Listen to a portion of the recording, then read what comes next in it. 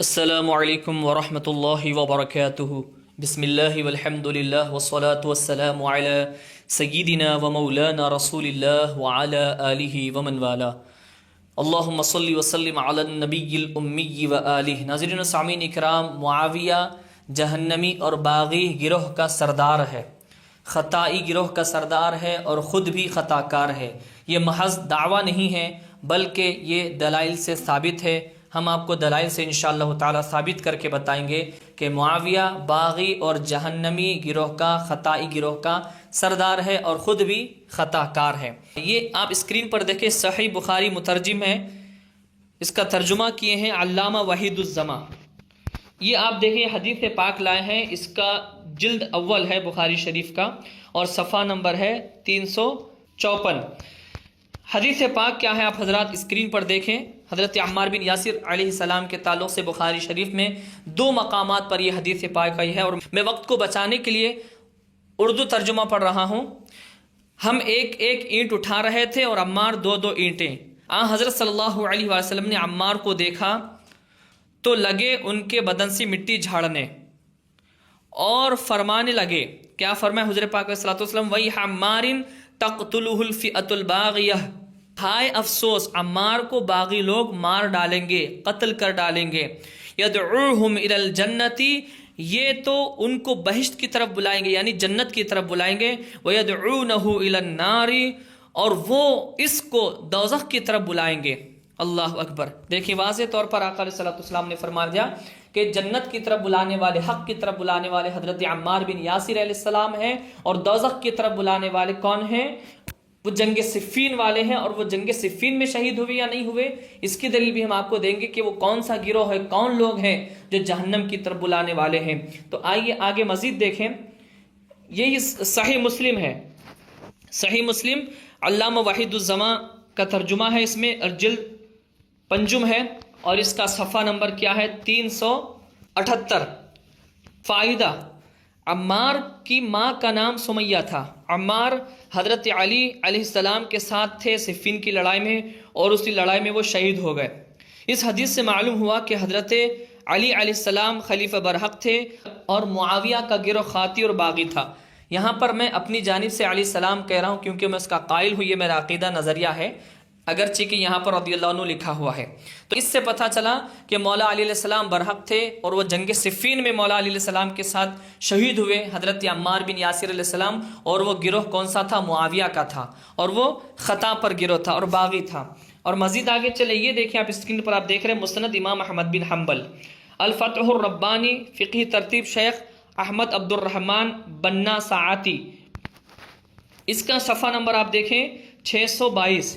اس میں ایک حدیث پاک لائے ہیں، میں وقت بچانے کے لیے اردو ترجمہ پڑھ رہا ہوں۔ سیدنا ابو سعید خدری رضی اللہ تعالیٰ عنہ سے روایت ہے کہ رسول اللہ صلی اللہ علیہ وسلم نے فرمایا، افسوس عمار کو ایک باغی گروہ قتل کرے گا، یہ ان کو جنت کی طرف بلائے گا لیکن وہ اس کو جہنم کی طرف بلا رہے ہوں گے۔ یہ سن کر سیدنا عمار کہنے لگے، میں فتنوں سے رحمان کی پناہ چاہتا ہوں۔ جنگ صفین سیدنا علی علیہ السلام اور معاویہ کے مابین ہوئی تھی، اگرچہ سیدنا علی علیہ السلام برحق تھے۔ اس کے بعد یہ نیچے ایک اور ہائی لائٹ دیکھیں، اور معاویہ کا گروہ اپنے مخالفین کو اس کے برعکس یعنی خلیفہ کی بغاوت کی طرف بلا رہے تھے۔ اور اس کے نیچے اور ایک دیکھیے ہائی لائٹ جو موجود ہے، آسان لفظوں میں یہ کہا جا سکتا ہے کہ بغاوت ایک جرم ہے اور ہر جرم جہنم کا سبب ہے۔ تو معاویہ نے بغاوت کی تھی کس سے؟ مولا علی علیہ السلام سے، خلیفہ برحق سے، تو وہ جہنمی ہوا اس اعتبار سے۔ اور مزید آپ چلیں، اور جو اس میں یہاں پر حوالہ دیا گیا ہے وہ فتح الباری کا حوالہ موجود ہے۔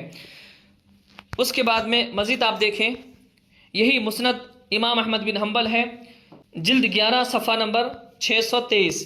جب سیدنا عمار بن یاسر رضی اللہ عنہ شہید ہوئے تو سیدنا عمر بن حزم رضی اللہ عنہ سیدنا عمر بن عاص رضی اللہ عنہ کے پاس گئے اور انہیں بتلایا کہ سیدنا عمار رضی اللہ عنہ شہید ہو گئے ہیں، جبکہ اللہ کے رسول صلی اللہ علیہ وسلم نے فرمایا تھا کہ ایک باغی گروہ عمار کو قتل کرے گا۔ یہ سن کر سیدنا عمر بن عاص رضی اللہ عنہ گھبرا گئے اور انا للہ و انا الیہ راجعون پڑھتے ہوئے معاویہ کے پاس پہنچ گئے۔